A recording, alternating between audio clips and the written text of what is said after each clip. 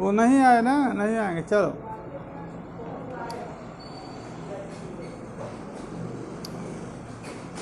अभी तक जो है सुक्ति रजत विषय ज्ञान में भ्रमात्व सिद्ध किया, सुक्ति रजत को में मिथ्यात्व सिद्ध किया। अब बात आ रही है कि जो स्वप्न ज्ञान है, स्वाप्निक विषय जो ज्ञान है, स्वाप्निक पदार्थ विषय जो ज्ञान है, वो कैसे भ्रम हो सकता है। ननु अस्तेव मिथ्या रजत ज्ञानम भ्रमा। ठीक है, येन प्रकारेण भवद्भिः प्रतिपादितं तेन मन्यते मिथ्या रजत ज्ञानम मिथ्या अनिर्वचनीय रजत विषयकं ज्ञानम भ्रमा अस्ति। परंतु स्वप्न पदार्थ ज्ञानम, स्वप्ने भासमानाः ये पदार्थाः तद विषयकं ज्ञानं तु न प्रमाणम। ठीक है, अबाधित विषयत्वाभाव, प्रमाण भी नहीं। यहाँ प्रमाण से अर्थ है प्रमा। ठीक है,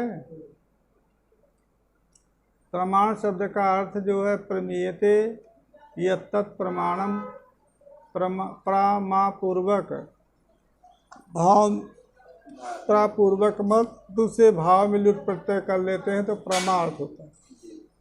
तो प्रमा, प्रमाणम, प्रमा और प्रमिति। ठीक है, अक्तिन प्रत्यय करते हैं तो प्रमिति बनता है। स्वप्न विषय पदार्थ ज्ञान,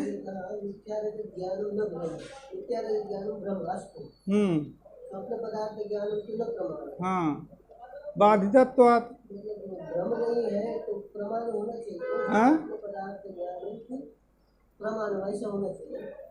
क्या नहीं है तो प्रमा होना चाहिए। नहीं, प्रमाण भी नहीं। पहले प्रमाण को कह रहे हैं, प्रमाण नहीं, प्रमाण भी नहीं है, भ्रम भी नहीं। आगे चल करके ठीक है, तो कहा कि क्या कहेंगे उसको, तो असमृति भी नहीं कह सकते, क्योंकि असमृति जो है अपरोक्ष विषय होती है। इसलिए प्रमाण नहीं है, क्योंकि स्वप्न विषय ज्ञान का विषय बाधित है, इसलिए प्रमाण नहीं है, प्रमा नहीं है। असमृति भी नहीं है। क्यों असमृति नहीं है?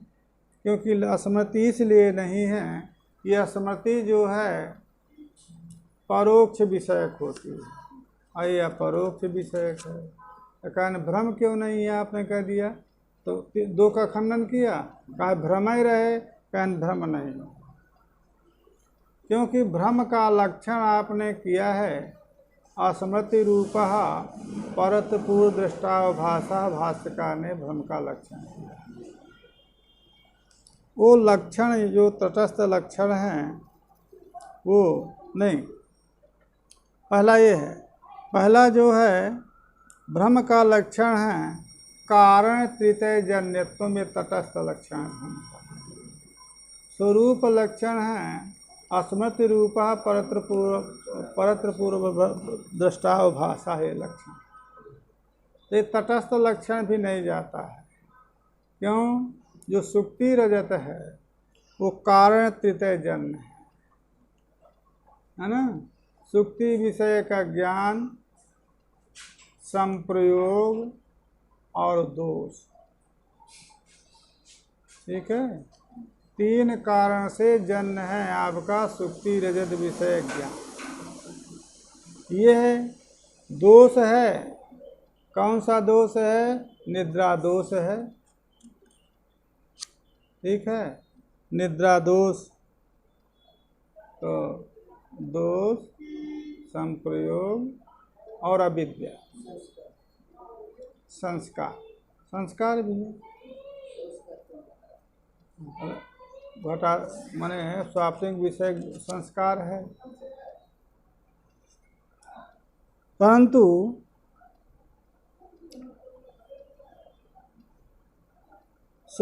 न ही स्वप्ने अस्ति, क्यों? निद्राख दोषस्य न और उद्बुद्ध संस्कारस्य, ये दो तो हैं, परंतु जो तृतीय कारण है संप्रयोग, है ना, तो संप्रयोग नहीं है, क्योंकि वहाँ इंद्रिय नहीं स्वप्न में। स्वप्नावस्था में इंद्रियां जो है अंतःकरण में लीन हो जाती हैं, तो इसलिए तटस्थ लक्षण भी उसमें नहीं जा रहा।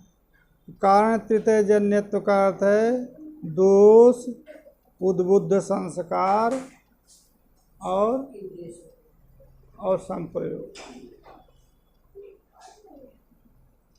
यदि स्वरूप लक्षण करें तो स्वरूप लक्षण है स्मृति रूपः परत पूर्व दृष्टाभासः, तो परावभास नहीं, परत्र माने अधिष्ठाने, है ना, तो यहाँ पर कोई अधिष्ठान नहीं। परावित्यो रूपम नापि स्वरूप लक्षण परत्र परावभासः, परत्र अधिष्ठाने सुक्त्याधिष्ठाने परस्य माने हाटकस्थ रजतस्य पूर्व ज्ञात अवभासः इत्येवं रूपम तत्र न संभवते। कथम? परत इत्युक्तस्य अधिष्ठानस्य अभाव, परत्र शब्द से अधिष्ठान लेते हैं। यहाँ पर अधिष्ठान की प्रतीति माने यद में आरोपित हो रहा है वो सब यहाँ पर आरोपित ही है।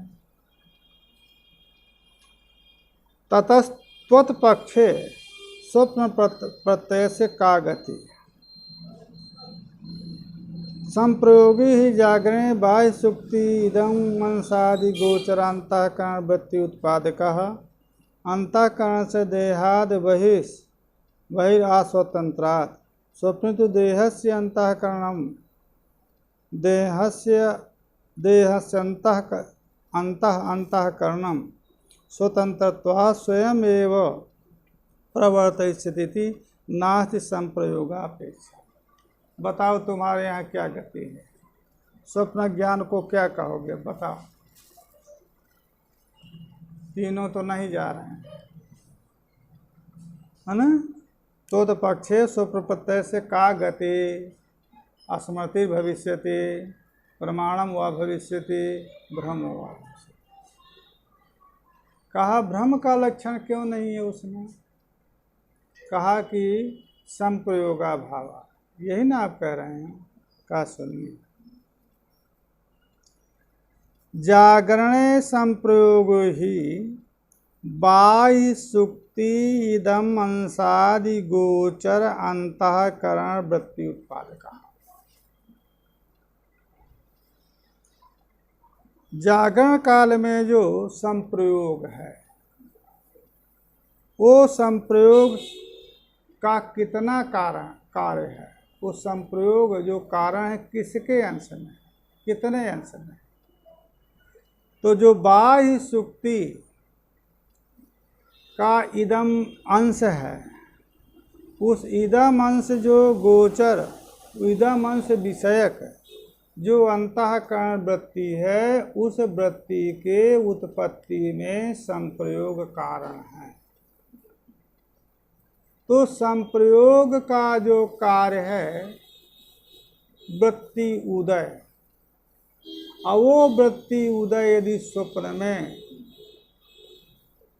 बिना संप्रयोग के हो जा रही है तो लक्षण की अव्याप्ति आप नहीं करें, है ना। अंतःकरणस्य देहात बहि अस्वतंत्रात्, अंतःकरण जो है देह से बहिर्देश, देह बहिर्देश में स्थित जो सुक्ति है या इदम है, पूर्ववर्ती है, उसमें उसकी स्वतंत्रता नहीं है संप्रयोग के बिना। क्योंकि वेदांत परिभाषा में कहा ना, दृष्टांत दो दिया कि इंद्रिय प्रणालिका के माध्यम से ही अंतःकरण विषय देश तक गमन करता है। ठीक है, इसलिए संप्रयोग की आवश्यकता है। संप्रयोग के बिना इदमाकार वृत्ति नहीं होगी। अंतःकरण से स्वप्न में जो है देहस्य अंतःकरण, देह के अंतः स्थित जो अंतःकरण है वो स्वतंत्र है, बाहर न परतंत्र है, बहिर्देश में। तो स्वयं एव प्रवर्तिष्यते, माने स्वयं ही विषयाकार में परिणत हो जाता है, इसलिए संप्रयोग की अपेक्षा ही नहीं है। अर्थात स्वाप्निक जो ज्ञान है वो स्वाप्निक ज्ञान केवल दो कारणों से ही उत्पन्न हो जाएगा। जो संप्रयोग जो वृत्ति उदय के प्रति कारण है, वहाँ पर उसकी कारण की अपेक्षा नहीं है। अंतः देश में, देह के अंतः देश में अंतःकरण स्वतंत्र है। ठीक है, ततो जागरणे स्वप्नेप्य अंतःकरण वृत्तिरेव तृतीयं कारणम, इसलिए ततः जागरणे स्वप्नेपि अंतःकरण वृत्तिरेव तृतीयं कारणम, तो इसलिए जागरण में और स्वप्न में संप्रयोग न कारणम, संप्रयोग न कारणम। आप ये नहीं, तो फिर आपके यहाँ एक जगह भ्रम का कारण 3 हो गए, एक के यहाँ 2 हो गए। कहें संप्रयोग को हम कारण नहीं मानते हैं, अपितु अंतःकरण वृत्ति को कारण मानते हैं। तो अंतःकरण वृत्ति जागरण में बहिर स्वतंत्र होने के कारण संप्रयोग की अपेक्षा होती है, और स्वप्न में स्वतंत्र होने के कारण स्वतः वृत्ति हो जाती है ना। कहा अधिष्ठान तो नहीं है आपके यहाँ, तो स्वरूप लक्षण नहीं जाएगा। परत पराभासः, ये जो लक्षण है स्वरूप नहीं जाएगा। कह नहीं, अधिष्ठान भी सर्वत्र वृत्ति अवच्छिन्नम चैतन्यम, वृत्ति अवच्छिन्न चैतन्य को ही हम सर्वत्र अधिष्ठान कहते हैं, है ना। तो जागरण में भी इदमाकार वृत्ति अवच्छिन्न चैतन्य को हम मानते हैं, और यहाँ पर भी वृत्ति हो गई, स्वप्न में भी तो वृत्ति अवच्छिन्न चैतन्य जो है अधिष्ठान है। सुप्तिदम अंशादिस्तु चक्षुरादि संप्रयोगस्य जनकः, अन्यथा निर्विषय से संप्रयोग अनुपत्तेः अधिष्ठान चैतन्यावच्छेदकोपाधित्वात्। जो सुक्ति का इदम अंश है, आप वृत्ति अवच्छिन्न चैतन्य को मानते हैं, तो इदम अंश सुक्ति का क्या हुआ? इदमावच्छिन्न चैतन्य अधिष्ठान नहीं हुआ। कहा देखिए, जो इदम अंश जो है, जो चक्षु रादि जो इंद्रियां हैं उनके संप्रयोग का ही केवल जनक है, बहिर्देश है। माने इदम अंश यदि नहीं रहेगा तो इदमाकार वृत्ति नहीं होगी। तो वृत्ति अवच्छिन्न चैतन्य अधिष्ठान जो कहते हैं तो जागरण काल में नहीं होगा, क्योंकि बहिर्देश जो जागरण में बहिर्देश में अस्वतंत्र है। तो सुक्ति दमनसादिस्तु, जिसको अधिष्ठान पद से आप स्वीकार कर रहे हैं, यह कह दिया जाता है, वो चक्षुरादि इंद्रियों के संप्रयोग का ही जनक है। अन्यथा निर्विषय से संप्रयोग से अनुपत्ति, यदि न कहें निर्विषय जो संप्रयोग हो, संप्रयोग माने सन्निकर्ष, निर्विषय का नहीं होता है। तो संप्रयोग के लिए कोई विषय चाहिए, इसलिए इदम अंशादि जो है संप्रयोग के प्रति संप्रयोग का जनक है। और संप्रयोग होगा जागरण में तभी वृत्ति होगी, और वृत्ति अवच्छिन्न चैतन्य ही अधिष्ठान है। संप्रयोग अधिष्ठान चैतन्य अवच्छेदकोपाधित्वा।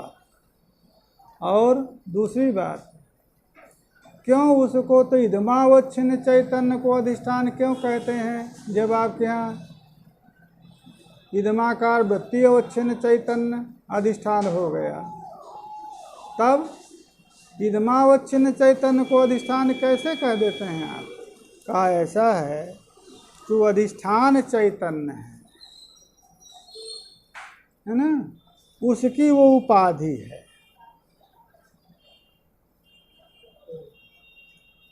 है ना, केवल उपाधि मात्र के कारण इदमावच्छिन्न चैतन्य को अधिष्ठान कह दिया जाता है।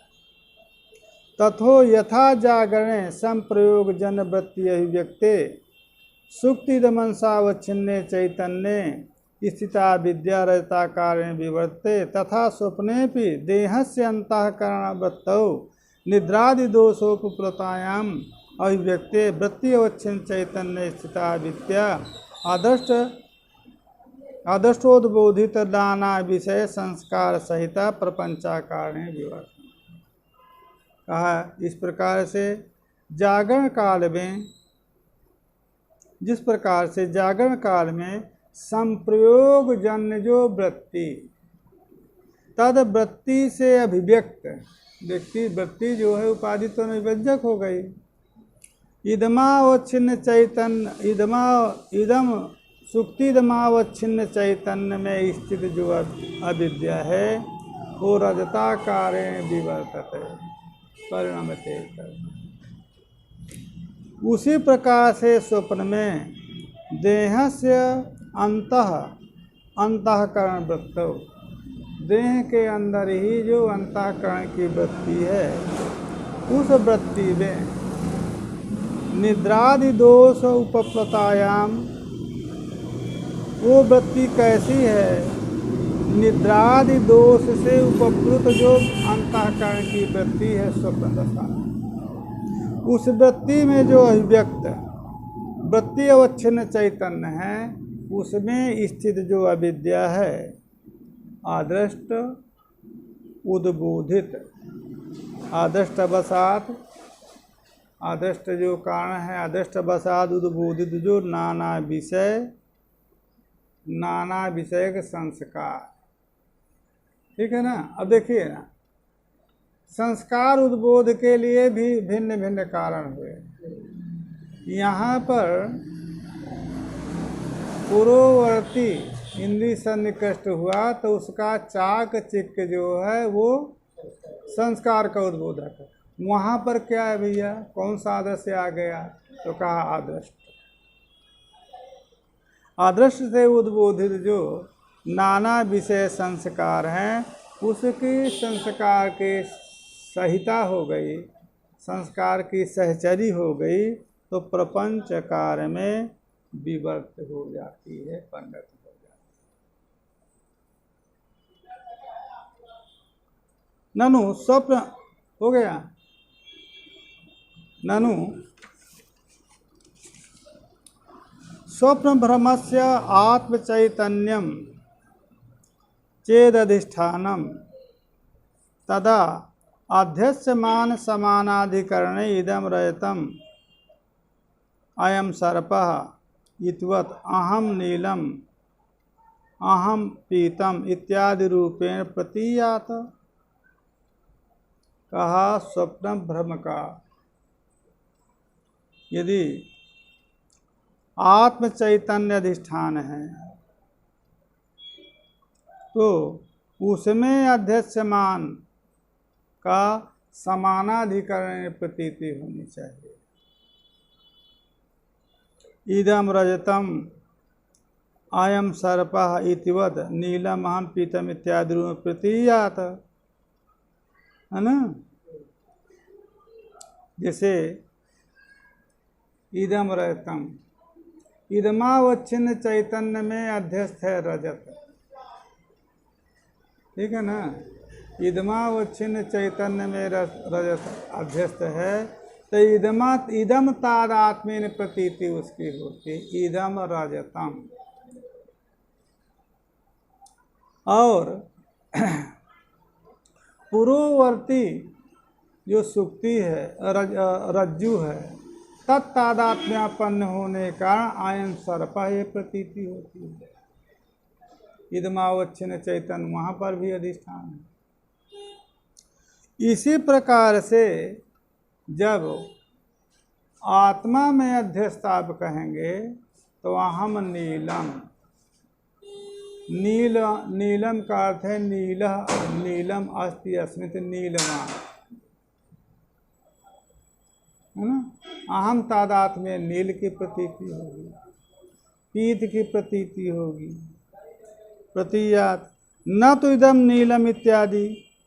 इदम नीलम ये पूर्ववर्ती प्रतीति कैसे हो, वहाँ पूर्ववर्ती तादात्म्येन, क्योंकि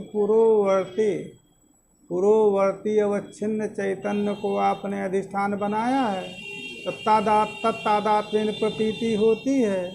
और यहाँ पर अधिष्ठान आपको यहाँ आत्मा ही हो गया, तो यहाँ पर आत्म तादात्म्येन प्रतीति होनी चाहिए, नहीं। तो कहा ऐसा है, अथ सा देशोपि चैतन्य अध्यस्तः। यदि कह दे कि वो देश जो है वो भी चैतन्य में अध्यस्त हो गया है, देश चैतन्य में अध्यस्त हो गया तो अध्यस्त देह की इदंता प्रतीत हो रही है। तरही देशो हम इति अंतरेव प्रतिभासेत। ठीक है हो, देशो हम इत्यपि अंत है, तो देशो हम यही प्रतीत हो, देश का अपना कह रहे हैं आरोपित होगा, देश का प्रतीति होने लगे। अहम देशः अथ मन्य से अत्यल्पमिदम उच्यते जागरणे भी चैतन्य से अधिष्ठानत्वात् किन्ना तत्र चोदेसी। कहा तो तुम एक विषय को क्यों पूछ रहे हो, यह प्रश्न तो दूसरे में भी पूछना चाहिए था, यह प्रश्न तो दूसरे में भी पूछना चाहिए था। जागरण में भी चैतन्य ही अधिष्ठान होता। प्रश्न उठाया कि चैतन्य ही यदि अधिष्ठान है आपके यहाँ, तो अहम रजतम में प्रतीति कथन। क्या उत्तर दिया वहाँ पर? हैं? हाँ हाँ, यस यदाकारा अनुभव आहित संस्कार जन्यत्वम तस्य तदाकार प्रत्यय। ये वहाँ पर उत्तर दिया। कहा तुम यहाँ यहीं पर काहे को पूछ रहे हो, हम तो चैतन्य को अधिष्ठान कहते हैं, तो वहाँ पर प्रश्न क्यों नहीं हो रहा कि इदम रजतम काहे प्रतीति होती। इति अल्पम इदम उच्यते। जागरण में चैतन्य को ही अधिष्ठान मानते हैं। किन तत्र न चौदेसी, क्या वहाँ पर प्रश्न आपका नहीं होगा? कहा नहीं, वहाँ पर भी हमारा प्रश्न है। अत्र भूमा किम शरीरावच्छिन्न अहंकार समानाधिकरण अंतःकरण प्रतीतिरब आपादिते उच्चैतन्य समानाधिकरण। का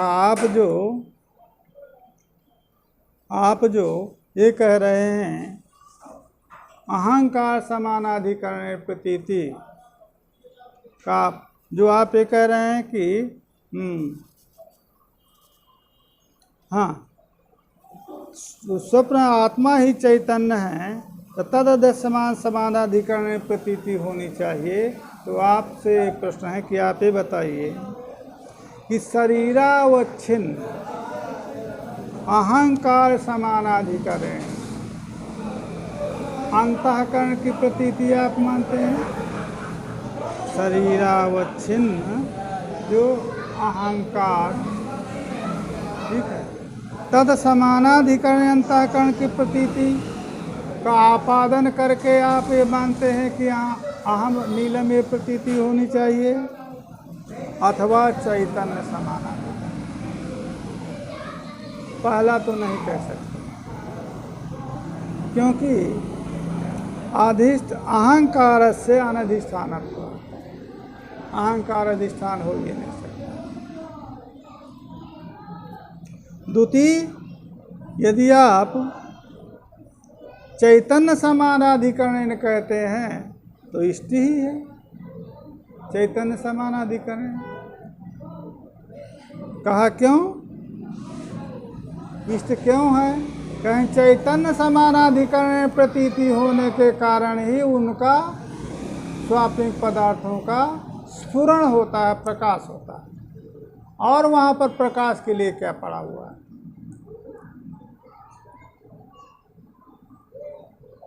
क्योंकि चैतन्य में, शुद्ध चैतन्य में अध्यस्त होने के कारण ही अध्यस्त मान की सत्ता प्रतीत होती है। क्योंकि अधिष्ठान के धर्म आरोपित पदार्थ में प्रतीत होता है।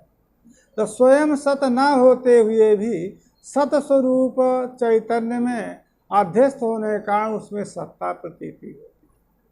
स्वयं जड़ होने के कारण चैतन्य में अध्यस्त होने के, स्वयं जड़ होते हुए भी चैतन्य में आरोपित होने का उनका स्फुरण होता है, प्रकाश होता है। अन्यथा अध्यस्तानाम सतो जड़ानाम स्फुरम न स्यात्।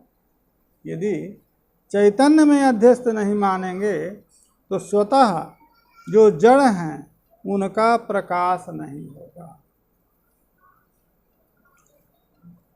अहम उल्लेखस्तु अहंकार प्रयुक्ता इति नात्र चैतन्य मात्र संजाते। और जो अहम उल्लेख है तो चैतन्य मात्र में होगा ही। अहम उल्लेख, अब जब चैतन्य मात्र को हमने स्वीकार के लिए अधिष्ठान, तो अहम उल्लेख तो अहंकार प्रयुक्त है, नात चैतन्य चैतन्य मात्र संजायते, चैतन्य मात्र में होगा ही नहीं।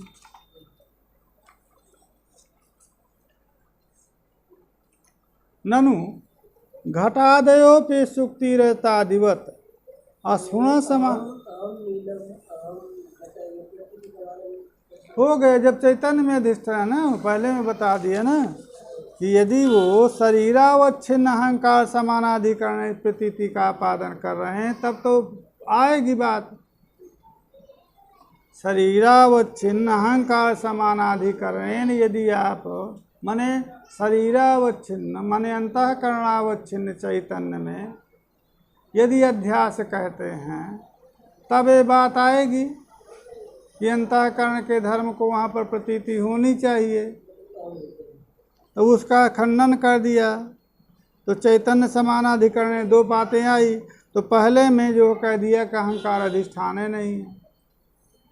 अहंकार यदि अधिष्ठान मानेंगे तब न अहंकार अधिष्ठान भूत अहंकार की अहंता प्रतीत होगी।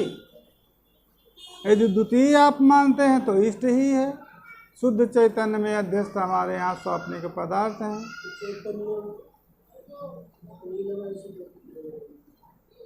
क्या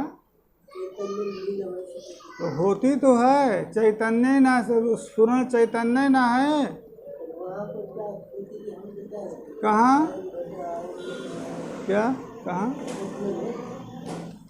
स्वप्न में कोई प्रकाश ना होने पर भी हाँ चैतन्य प्रकाश है।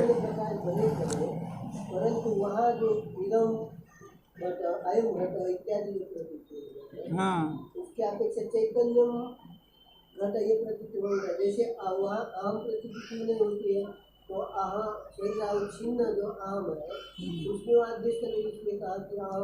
ठीक है चैतन्य में आदेश चैतन्य और तो चैतन्य प्रतीति ना स्फुरण है, प्रकाश है। प्रकाश चैतन्य किसको? प्रकाश है ना। तो स्फुरण जो हो रहा है उसका घटादि का जो प्रकाश हो रहा है तो प्रकाश स्वरूप चैतन्य में अध्यस्त होने का ही प्रकाश इतना है। हो रहा है हाँ परंतु प्रतीति क्या हो रहा है? जैसे ये प्रकरण क्या चल रहा है? हाँ ये नीलो अहम तो शुक्लो अहम, हाँ, ये समझ गए। निवारण करने के लिए हाँ काम चल रहा है ना। हाँ, तो फिर चैतन्य कहाँ ये शरीर अवच्छिन्न चैतन्य में मतलब उपाधि में ठीक है, सुन लिया आपका बात। फिर उसके बाद वो ये कह रहे हैं कि इदम रजतम आयु घट ये प्रतीति न हो करके चैतन्यम रजतम चैतन्यम घट ये प्रतीति हो जाए। वहाँ तो ऐसा होता नहीं ना। कहाँ? शब्द में देखते हैं तो ये तो नहीं होता है कि चैतन्यम घट चैतन्यम पट। ठीक है सुन लिए भाई, सुनो तो। क्या चैतन्य की प्रतीति इदम चैतन्यम होती है? चैतन्य की प्रतीति इदम चैतन्यम होती है? नहीं होती। चैतन्य की प्रतीति प्रकाश रूप होती है। तो चैतन्य के रूप जो सत रूप होती है वो भाषित होती है। इदम चैतन्यम, वहाँ पर तो इदम प्रतीति है ना, पूर्ववर्ती प्रतीति, तो उसका धर्म आ रहा है। यहाँ पर चैतन्य की भी यदि कहीं पर इदम चैतन्यम ये प्रतीति चैतन्य की होती तब आप न कहते थे कि चैतन्य तादात्म्य प्रतीति होनी चाहिए। चैतन्य की यह प्रतीति तो प्रकाश रूप में है। लोक प्रतीति है का दृष्टांत देंगे? हाँ, ना तो चैतन्य मात्र संजायते। समाप्त कर दें इसको। चलो, ननु घटादयोपि सुक्तिरतादिवत अस्फुरण समानाधिकृता एवं भसान्ते यद्येवं तरहि चैतन्य एव ते अध्यस्तन्ताम। कहा घटादि भी सुक्ति रजत के समान स्फुरण समानाधिकृत हैं कि नहीं? घटादया भी प्रकाश। तो स्फुरण समानाधिकरणेन यदि स्वाप्निक पदार्थाः चैतन्य शुद्ध चैतन्य अध्यस्ताः तदा घटादि नाम स्फुरणं भवत्येव। तो अवभासन्ते यद्येवं तरहि चैतन्य एव अध्यस्तन्ताम्। चैतन्य में भी घटादि का अध्यास कहिए कर रहे हैं।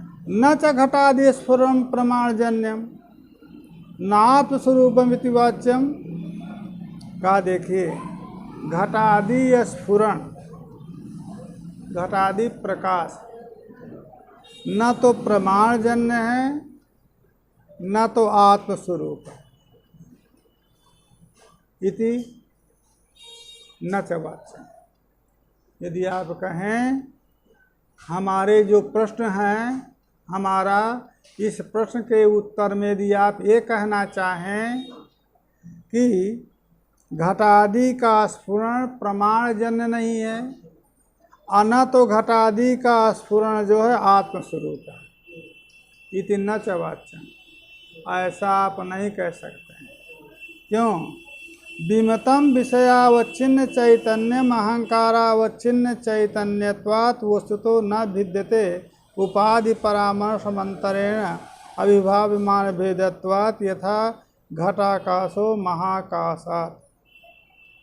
कहा विमतम विवादास्पदम विषयावच्छिन्न चैतन्यम अहंकारावच्छिन्न चैतन्यात् वस्तुतो न भिद्यते। विवादास्पद जो है को विषय बना करके विषयावच्छिन्न जो चैतन्य है, माने घटादि अवच्छिन्न जो चैतन्य है, अहंकारावच्छिन्न चैतन्य से भेदाभाव जो है साध्य किया। ठीक है। उपाधि परामर्शमंतरेण अभिभाव्यमान भेदत्व। उपाधि परामर्श के बिना अभिभाव्यमान भेद है। जब उपाधि परामर्श होगा तभी भेद की प्रतीति हो। जिस प्रकार से घटाकाशो महाकाशा, घटाकाश जिस प्रकार से महाकाश से भिन्न नहीं है, उपाधि परामर्श के बिना भिन्न नहीं है, उसी प्रकार से विषयावच्छिन्न चैतन्य अहंकारावच्छिन्न चैतन्य से वस्तुतः भिन्न नहीं है। माने उपाधि के कारण भेद है, वस्तुतः भेद नहीं है। एवं सति शरीरापेक्षया अंतर्बहिर्विभागं कृत्वा अहंकारोपाधिको अवगंतव्यः। इसलिए शरीरापेक्षया अंतर्बहिर्विभाग करना होगा। अहंकार उपाधिक, अहंकार उपाधिक जो है इसको शरीर अपेक्षा अंतर्बहिर्विभाग करके अंतःकरण उपाधिक मानना पड़ेगा आपको।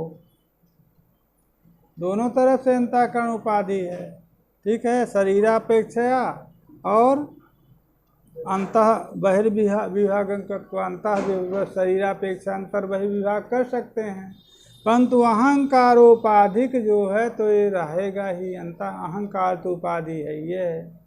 तो अहंकार उपहित जो चैतन्य है वो शुद्ध चैतन्य से उपाधि के कारण भिन्न है,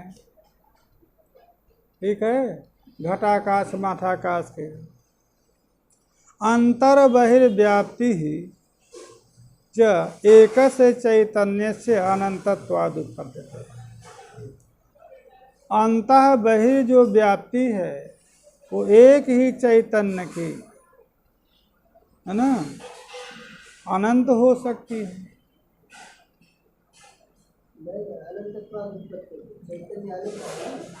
हाँ, कहा अंतर बहिर्व्याप्ति च एकस्य चैतन्यस्य अनंतत्वाद उत्पद्यते न।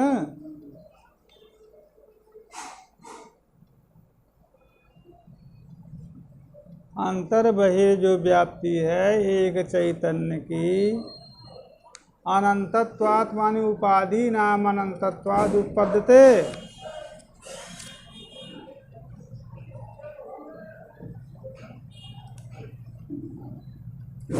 नहीं चैतन्य मणु परिमाणम शरीर व्यापित्वेनुपलम्भात्। और चैतन्य को अणुपरिणाम भी नहीं कह सकते हैं क्योंकि शरीर व्यापित्वेन उसकी उपलब्धि है। और नापि निरवयो कह सकते हैं। उपाधिम बिना मध्यम परिणामम उच्यते। नापि निरवयस्य, ना तो मध्यम परिमाण भी नहीं है, क्योंकि उपाधि के बिना उसको मध्यम परिमाण भी नहीं कह सकते हैं। ततः सर्वगत चैतन्य अधिष्ठाने, सर्वगत जो चैतन्य अधिष्ठान है, जागरण व्यवहारा पारमार्थिकत्वेन अभिमतः। अध्यस्तस्तु किम वक्तव्यम स्वप्नस्तत्र अध्यस्ते इति। तो इसलिए सर्वगत चैतन्य में जागरण व्यवहार जो है परमार्थिकत्वेन अभिमत होता है। अभिमत भी अध्यस्त माना जाता है। अभिमत है, प्रमाणत्वेन अभिमत है, ब्रह्म परमार्थ के प्रमा से बाधित होने का, परंतु अध्यस्त है। किम वक्तव्यम स्वप्न तदस्ते। तो जब हम जागरण कालीन व्यवहार को, जागरण कालीन पदार्थों को हम अध्यस्त स्वीकार करते हैं, तो स्वप्न में की अध्यस्तता तद विषय ज्ञान के भ्रम में कोई अनुपत्ति नहीं है। नामोपासना में भ्रमत्व निराश ननु नाम ब्रह्मितुपास्ति नामादिषु ब्रह्मदृष्टि अध्यासो विधीयते तत्र कथम कारण दोष मंत्रेण भ्रमा। ये आगे चल करके नाम दोष में नाम ब्रह्म उपास्ते, यहाँ पर भी नाम आदि में ब्रह्मदृष्टि का आरोप करना होगा, है ना। तो कैसे यहाँ पर कारण दोष के बिना भ्रम आप कहेंगे, अध्यास कहेंगे, तो भ्रम कहना पड़ेगा। इसकी बात जो है आगे, इसको काट दो।